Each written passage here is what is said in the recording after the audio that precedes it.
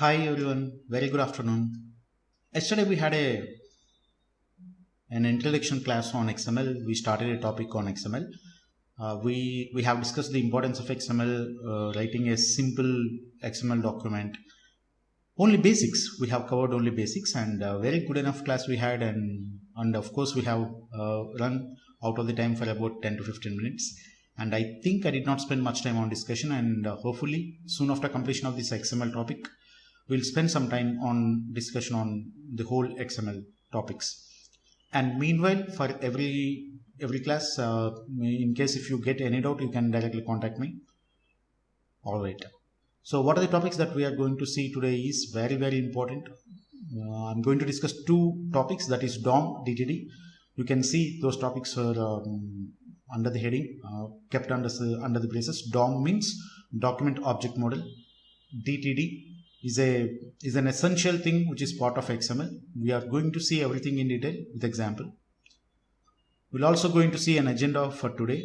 So before that, I wanted to discuss one thing. Today's attendance, only after completion of the entire class, you need to post your attendance. You need to give the attendance as in the way you are giving.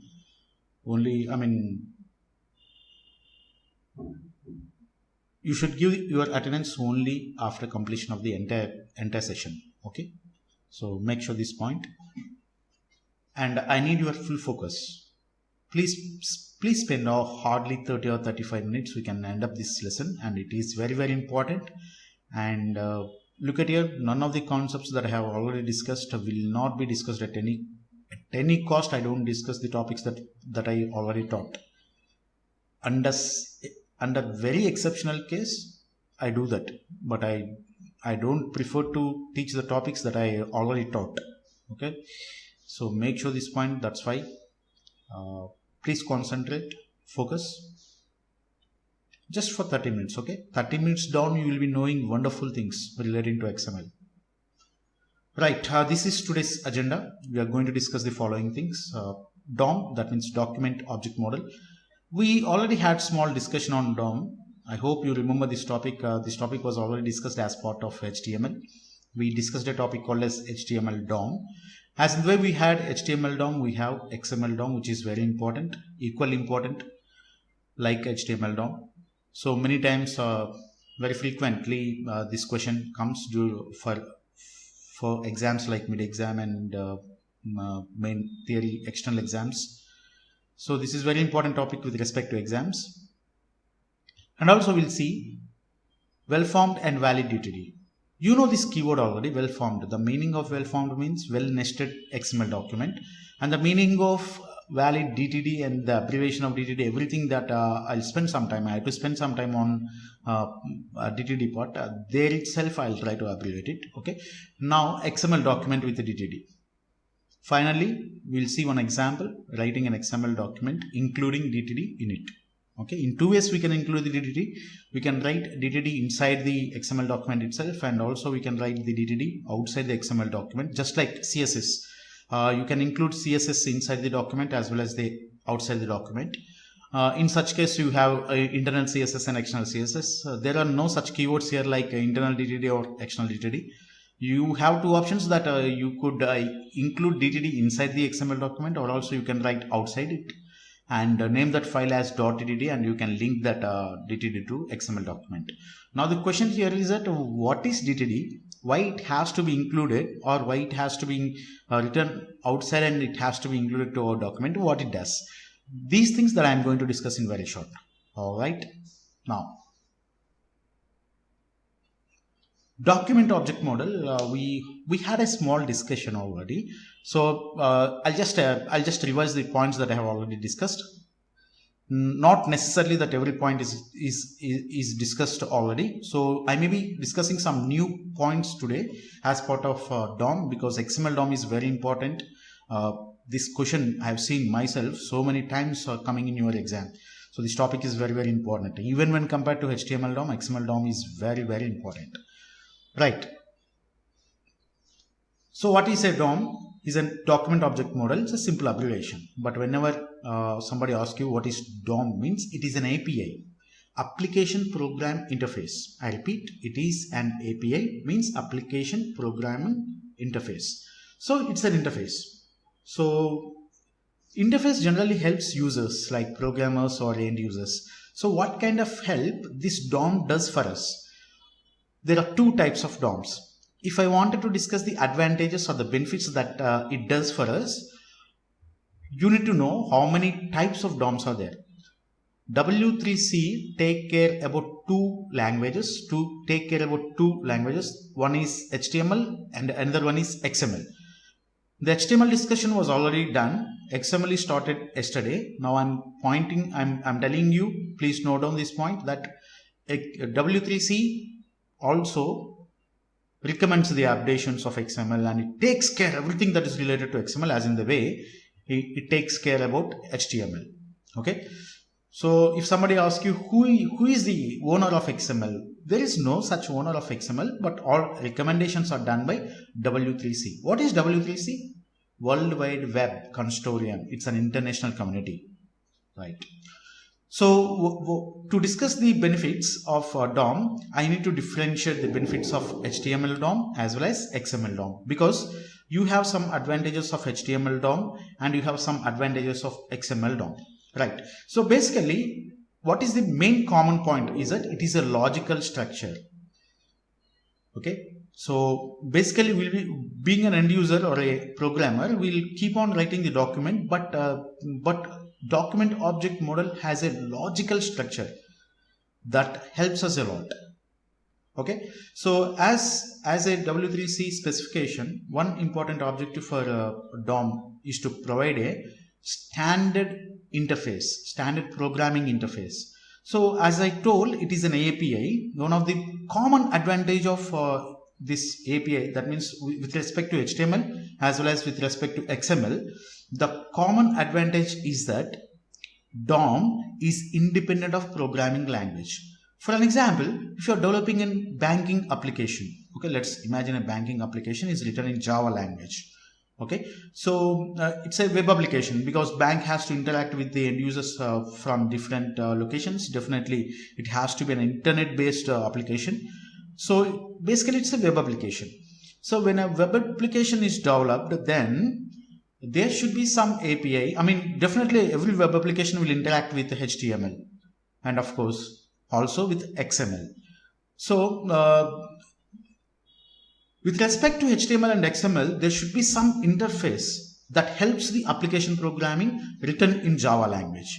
So this interface API is not that supports for a particular programming language, but it supports all types of programming languages. So in case if your application programming is written in Java, then also HTML and XML API supports you. And in case if your application programming language is written in Python or Perl or any other programming language, then also it supports. So what I meant to tell you is that DOM is independent of programming language. So it could be any language at an application level that you have used. DOM can help you. Okay, you can directly interact with the logic. Okay, so absolutely. So before XML and before XML came into the existence, there used to be so many problems because there is no common interface, because exchanging data has to take place. Okay, for an example, banking application might have written in some other language, and payment gateways could have written in different language, but there should be a common thing that integrates all these things. So some interface should be there. That kind of interface is DOM. Okay, that helps you. So because every programming language has to interact with DOM, so that's why DOM is designed and developed in such a way, it is independent of programming language. Please make this point clear. And DOM is a common word that is related to HTML as well as XML. The main advantage of DOM is that it is independent of programming language. It is an interface. It's an application programming interface. So it helps application programs. Okay, interface has to help something. What this API helps means it helps application programming language being independent. So whatever the programming language that is used at the application level, DOM is independent. Because it is independent, your application program can very easily interact with the Java, with your XML files, with your HTML elements, with your XML elements, because DOM is program independent. Okay, so this is what I wanted to discuss. What is the conclusion point? What is DOM? If somebody asks you, DOM is very important with respect to HTML as well as with respect to XML. It is a logical structure. It is an application programming interface, and it is independent of application programming languages like Java, Perl, Python. Okay, so DOM is always independent. Now we'll briefly discuss about the DOM advantages with respect to HTML and with respect to XML. So I don't talk too much about the advantages of DOM with respect to HTML, because we already completed this topic, and I already had some discussion on this, and I'll just conclude some points. Using HTML DOM, the following things could be done very easily. You can get the complete control of the element. HTML will have only predefined elements like p tag, image tag, table tag. Okay, for an example, using programming like JavaScript, if you want to add a row to a table, okay, dynamically, so once after the table has been completed, if you want to have a new record, then new row if you want to create, it's so easy to create in case if you get the element table in your hand. Okay, so inside JavaScript programming language or inside any application programming language, you should get the control of that element. Using DOM, it is quite easy to get the control of the element. You will get the full control of element. So how the way means, when you get the full control of element, you can do anything. You can change the properties of the element. You can add elements. You can delete the elements. You can do whatever to the element. Okay, basically you will get the full control using document object model. Right. So for an example, at some point, you just imagine a registration form where skills is one of the entry. There are three text boxes that are provided for the users to enter the skills. Some persons may be having 5 skills also. It doesn't mean that they have to enter only 3 and shut down their mouth. It's nothing like that. There could be an applications nowadays, soon after entering 3 minimum number of skills, and there will be some option, do you want to add more skills? The moment anyone presses that button, immediately a new text box comes. So this is happening because of DOM. Okay, so being a programmer, you can have full flexibility, so that application programming is written in such a way, whenever a user presses that button, immediately a new text box has to be created. It means that your program has a full control on those elements. Whenever a button is pressed, automatically a new text box will be appearing. And if you don't want that one, you can keep, there could be possible some delete text box. You can delete it right there. Okay. So these things are happening dynamically just because of DOM, document object model. Okay, these are the main benefits. What are the main benefits of HTML DOM? We can get the full control of elements, HTML elements like paragraphs, forms, tables, links, and by doing so, by getting the full control, we can add the elements, we can delete the elements, we can modify the elements. Modifying elements means we can change the properties of elements. Okay, for an example, dynamically you can change the background color of a table from red to blue, and the moment user does some action, you can do that. Okay, so everything is possible using document object model. These are the some benefits that we have already had enough discussion on HTML DOM, and in case if you want to have full-fledged knowledge on that particular thing, then get back to my previous videos, and they are accessible, I think, and you can watch those videos. And if any doubts, you can contact me. Now we'll see the benefits of XML DOM. Right. So like HTML DOM, there are some similarities for XML DOM. Using XML DOM, XML is also a markup language, right? So where you have elements, as in the way you have elements in HTML. But what makes the major difference? HTML has predefined tags and XML has user-defined tags. Tag is, in other words, called as an element. Okay, so for an example, in our previous class, we have written some XML document with college as the root node. So college is an element there. So staff is also an element. Staff is a tag. Okay, every tag can also be named as an element. Okay, so what can you do with this DOM, XML DOM? You can access the element. So what can you do by accessing an element? You can access the value of the element. Do you understand what I'm saying? For an example, in our previous class, we have seen an XML document of college where one of the students' roll number is 111 and name is John. That's something else. Okay. To access the value of a particular element, the DOM is very much required. Very much. It is mandatory. Without that, it's impossible to access the value of a particular element. Okay, this is a role that is played by DOM. So somebody asks you what is XML DOM. What is your answer? XML DOM is an interface. It's an application interface which is independent of programming languages. Using XML DOM, we can access the elements. By doing so, we can access the values of elements. Okay, and when you have an access to the value, you can modify it, you can delete it. Okay, and when you have an access to element, you can delete the whole element also, and you can create new elements also. Okay, all right. Okay, at an abstract level, what is XML DOM means? XML DOM is used to get the full control of elements. By doing so, we can access the values and we can modify the values, and we can add some more elements. Okay, we can create some more elements if required. So these are the things or the advantages relating to XML DOM. Okay, hope it's clear relating to XML DOM. Now we'll see a simple example that we have already seen in our previous class. The same example is written here. Look at here, it's a simple example. The term well formed, it's a well formed XML.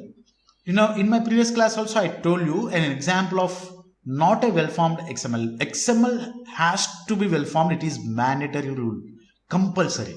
Okay, in this example, it is a well-formed document because college is open here and college is closed here, and everything that is written inside college appears within the college only. Okay, not outside. Right, student is open here, student is closed here. Student open, closed.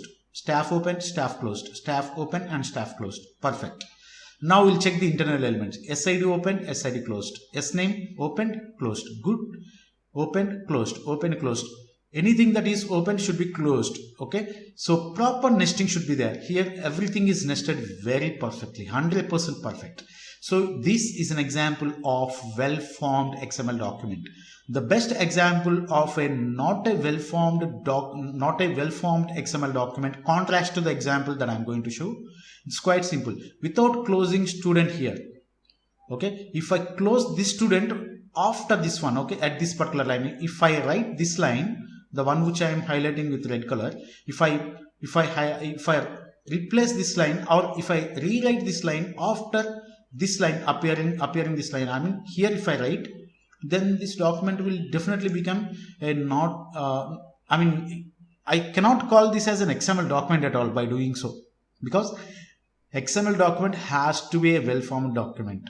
If a document is not well-formed, then that is not at all an XML document. You can't do anything with that. You can't parse correctly. Okay, you cannot access the DOM. You cannot have a DOM structure, and your API will not help you. Nothing. Even you can't see its outcome on the browser. Okay, you can't see this document on the browser. Okay, so this is the meaning of well-formed. Right, I just wanted to tell you what is well-formed, because in our previous class we were, I have discussed this topic already, but I had a doubt whether I was very much clear relating to well-formed word or not. Okay, this is what the well-formed keyword is related to. Because in my last class I was slightly hurrying because I came to know that I am running out of time. That's why I discussed the topic in a very much pace manner. Now you could see that I think now it is very much clear what is well-formed document, and internally the structure will be like this. Okay, so for any XML document, the structure of XML will be like this.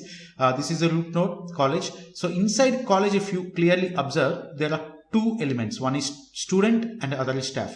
Okay, you should not misunderstand, sir. There are 4 elements. 2 students are there, 2 staffs are there.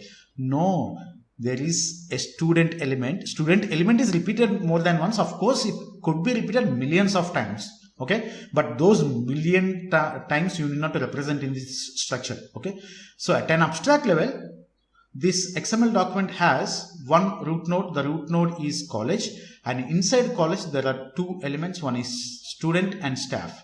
Okay, for each student the following things are there: SID, SName. Okay, and for staff also 2 things are there: staff ID and staff name. But there is no space for me to create a node here. That's why I did not write. Okay, I hope you can understand. Staff ID will be there, staff name will be there. Okay, so this is how a structure that is developed because the structure is very important for parsing XML document. The moment somebody wants to access this value 1 or 2 for the name DEF 1 or 2, if somebody wants to access this student details, then it's very important. I mean, this is not done line by line parsing. Okay, the parsing, this kind of structure will help out the parsing. By this kind of structure is very important. It doesn't mean that a programmer has to draw this kind of structure. Okay, I hope you got this point. Internally, this kind of structure or data structure will be maintained for parsing. Right now, I'll give you a simple example for XML DOM. I told you theoretically we can access the value of an element. For an example, in our previous class, if I want to access the value 1 or 2, 1 or 2 is the SID of second student. In this document, SID 1 or 2 is the value of second student. So if I want to access 1 or 2, basically I need to access this element SID. Okay, when I access SID, it's not that only one single SID that is existing in this whole document. There are two SIDs. First SID is related to first student, second SID is related to the second student. Okay, so now let us see how this could be possible, how to access the value 1 or 2 in this whole XML document. This is possible using XML DOM. So what basically we need to do is that we need to create an XML DOM object. Okay, this is the object name parser. Parser is the object name. Object name can be anything else. It could be your name also. Equals to, so this is the constructor method that we are running, new DOM parser. The moment this method is called, what happens means an object or an instance is created. So parser is the instance. Okay, instead of parser you can have any name like X, A, B, anything. Okay, using this instance we can make a function called parse from string. Parse from string. This is a function call that we can execute. Okay, text or XML. Now, whatever the written value that is given by this particular function will be stored in a variable called as XML doc. Okay, right. These two are the proper lines that are common for any kind of program.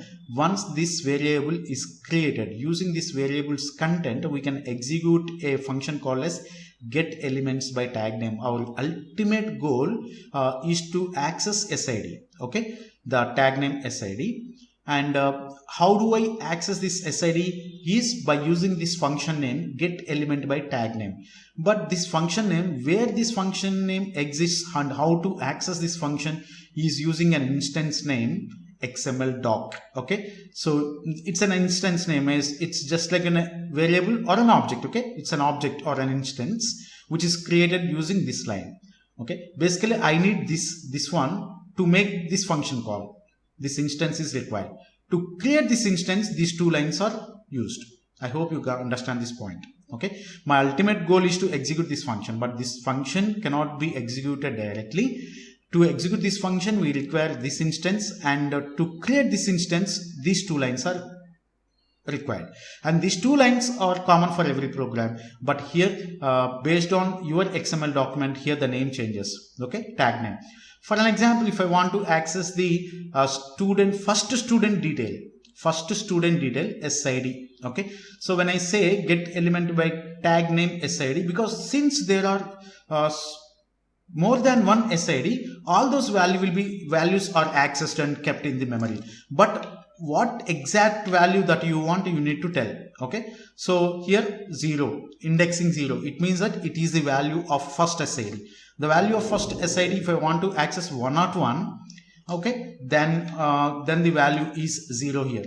Okay, otherwise in case if I want to access the second student detail 1 or 2, then the indexing will 1. Okay, I hope it is an array. Always the first value starts at the indexing position 0 and it goes on. The second value will be 1. If I want to get the second student ID, then I should, the same line I should give it as 1. Child nodes dot node value. Okay, so sometimes there could be some subchilds also. In that case, you can also use subchild node values. Okay, so an element within the element, if you have some more elements, at that time this reference will be used. Okay, I don't want to discuss more and I don't want to confuse you, because XML parsing is not part of your syllabus. Otherwise it is a lovely concept to discuss, but as part of XML DOM only, I wanted to reveal how XML DOM reference is created and how this function get elements by tag name is used. Okay, this is DOM function. Similar function can also be used in HTML DOM. In HTML DOM also we can use. But where do we use these functions? In which programming language? Means in JavaScript. I repeat, in JavaScript we can use these elements. I mean these functions get elements by tag name. Okay, the moment I write this line in JavaScript, and if I look at the output, then the output will be, because I have indexed the first position, the SID of first student is 101 will be printed, and in case if I index the second student, then SID of second student 102 will be printed. Okay, as in the way you are printing SID, you can also access S name, and you can also access staff ID, staff name. I hope you got the point. As you can display the entire document as in the way you want. Okay, right. Now we'll talk about what is a valid XML document. Okay, so before that, just 1 second please.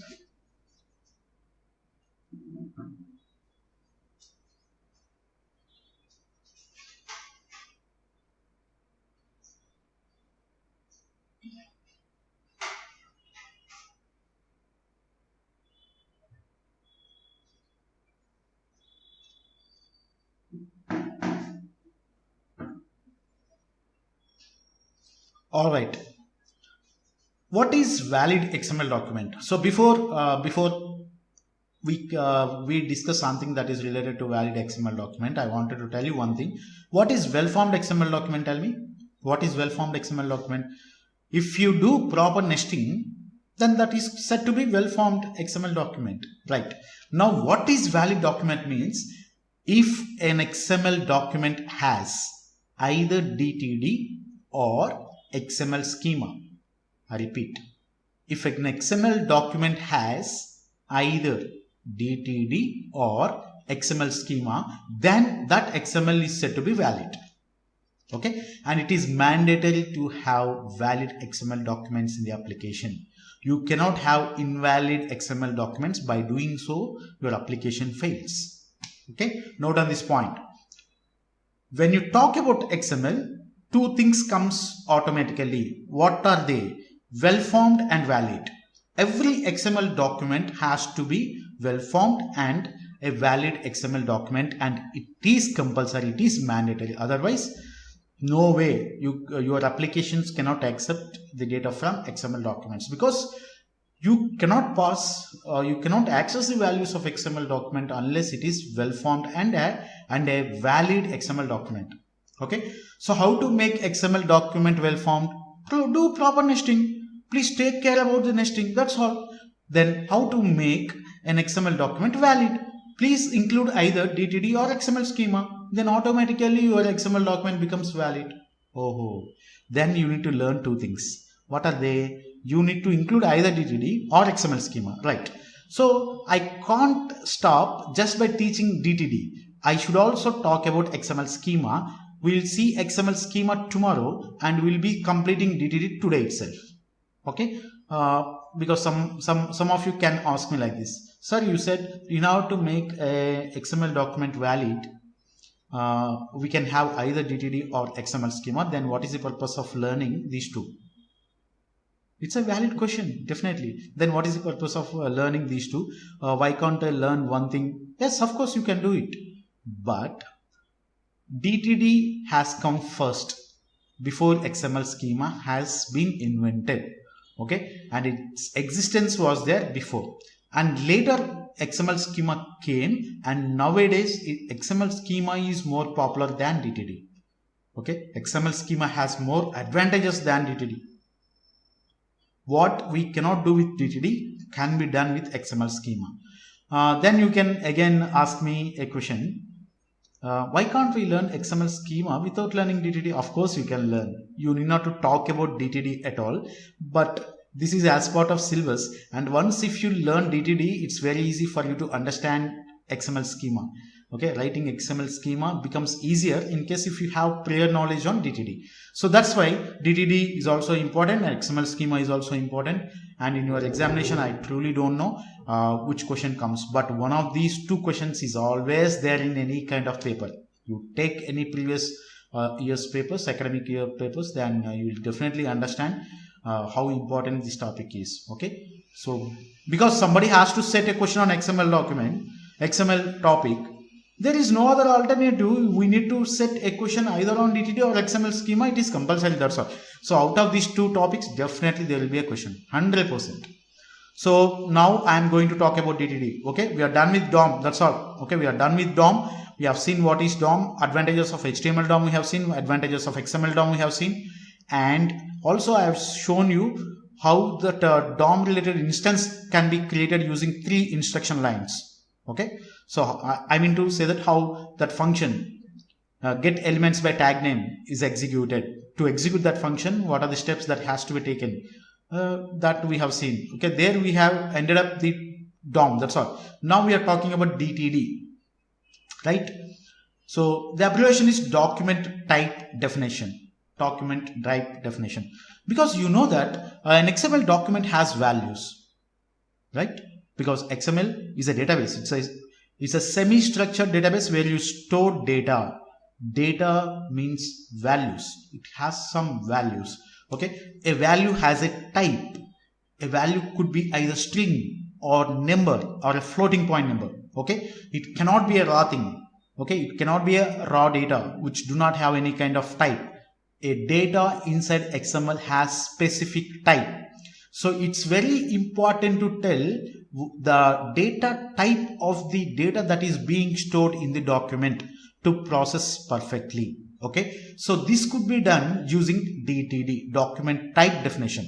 Okay, so if there exists any XML document, if there is no DTD or there is no XML schema, then we cannot get the type definitions of the document, hence your application fails. Because let us imagine that there is an XML, this is XML document and this is DTD, and for some time you don't look at this DTD, you just look at this XML document. Now let us imagine an XML document is written and there is no DTD. Okay, of course it is well formed XML document, and if I want to access some value like 1 or 2 or DEF, if I want to access some value, and if you want to access and if you wanted to do some processing of that particular value, and if you do not know the type of the value that is that has to be retrieved, then it is impossible to process that value. Okay, for an example, DEF is there.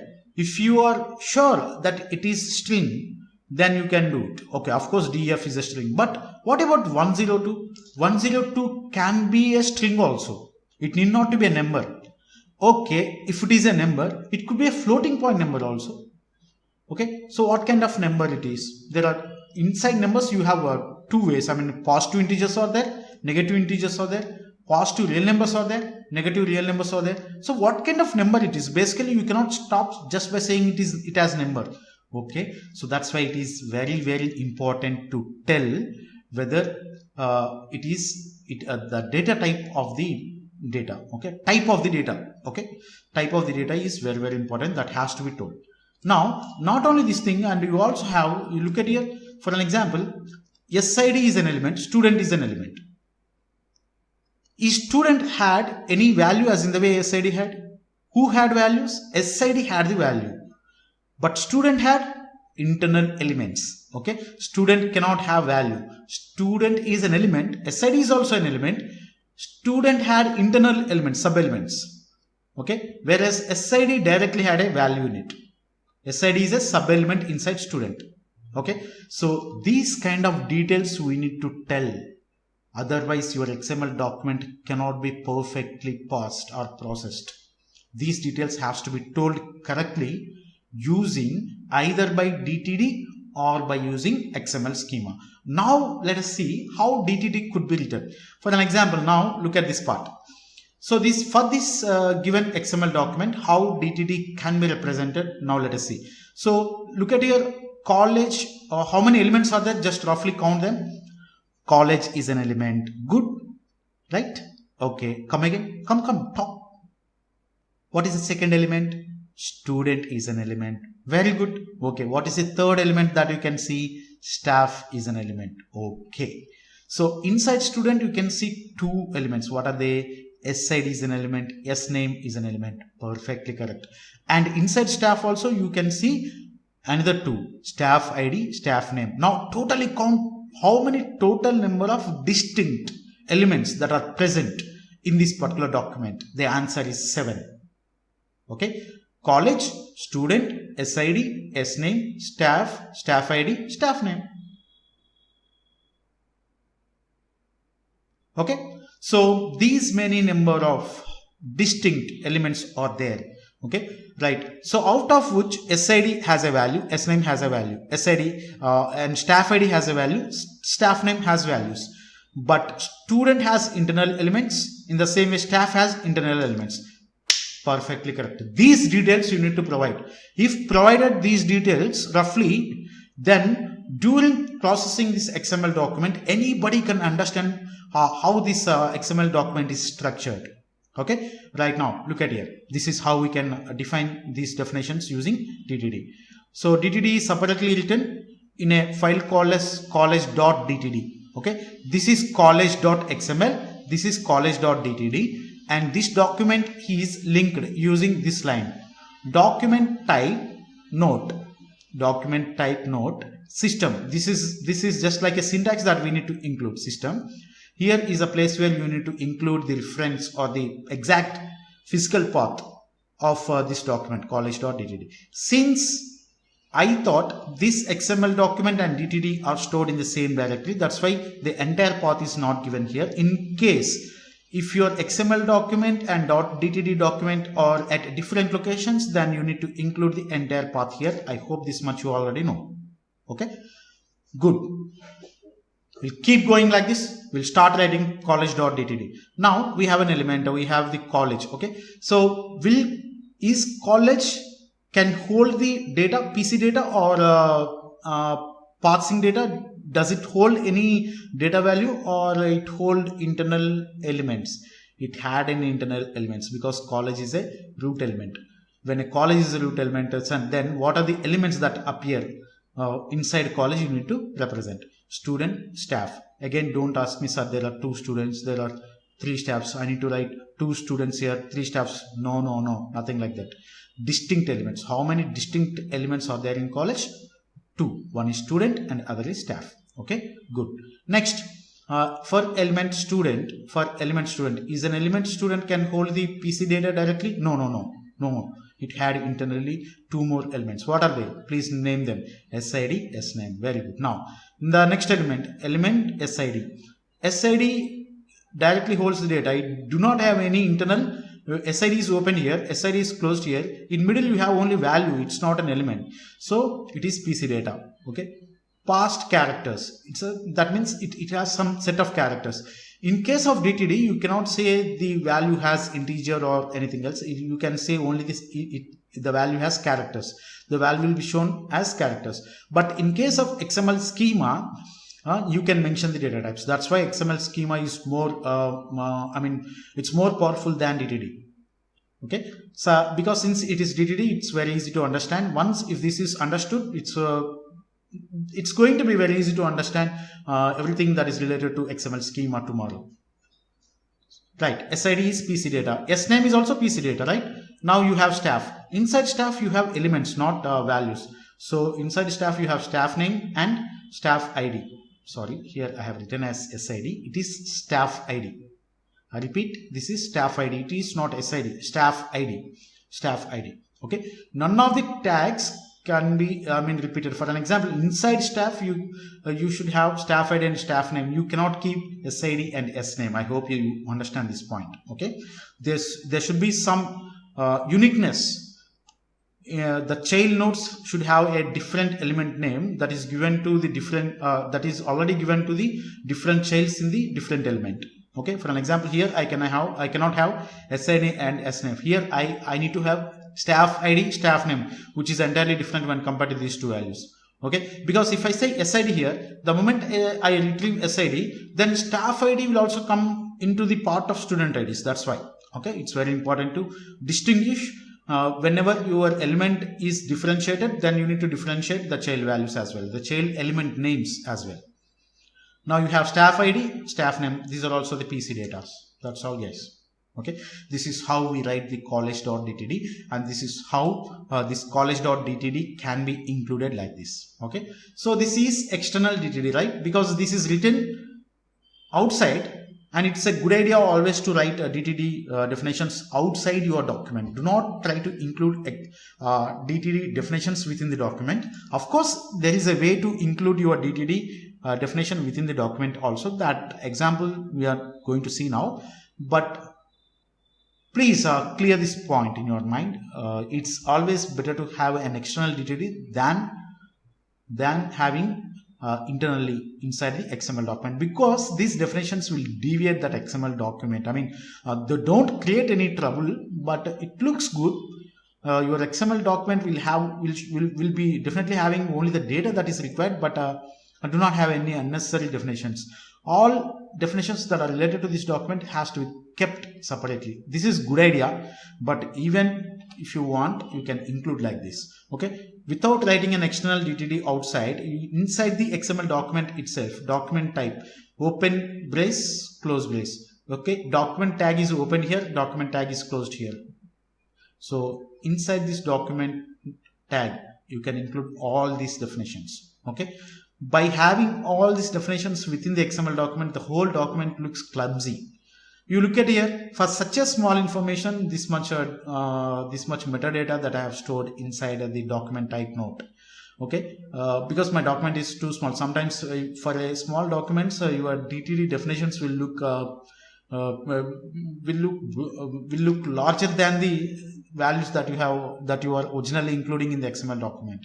Okay, of course, so the data that I did not have a replicated data, because I can have so many student of data, I wanted to show you within this small table. That's why I have taken only one student details and one staff details. But in reality, there will be some thousands of students and some hundreds of staff. But still, the size of document type will be this much only. Okay, so though you can have any number of entries, the size of your DTD will be only this much. Okay, either you can include DTD within the document or outside the document, but the recommended one is write DTDs externally outside the document. That's all, guys. This is all about today's class. Okay, this is very, very important class. I know the importance of DOM, document object model, how important it is. It is known to me. The moment you are doing some mini projects, definitely you will understand how important it is. These are some frequently asked questions relating to XML topic. So what is the difference between HTML and XML? Give some real-time examples where XML is used and why XML has to be used. What do you mean by well-formed XML document and what is XML DOM? Give some example. Write well-formed and valid XML document using DTD, and in the same way, write well-formed and valid XML document using XML schema.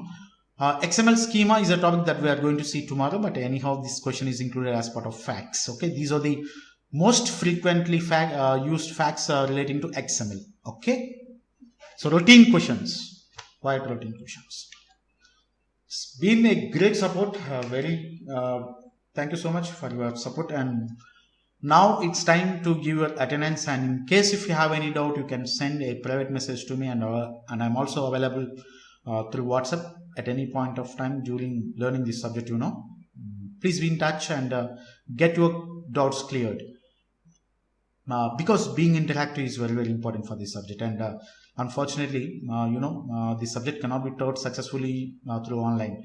I can be more effective on board in front of you, but I'm trying my level best to be good through online also as well. But I know that it is very important for a teacher to be offline. That means in front of the students should be available. They should be very much accessible for a teacher who is teaching a subject like this, web technologies. It's very important to see and check whether the student is observing our class, whether following the class or not. Frequent checks has to be done, frequent monitoring has to be done. that kind of things has to be taken place, and unfortunately we cannot do those kind of things in this virtual environment where I can't see you guys. Anyhow, we'll try our level best, right? Because you have passion for learning and I have passion for teaching. Keeping this together, we can do some wonders, though it is online. Okay. Wow, huh? Great thing.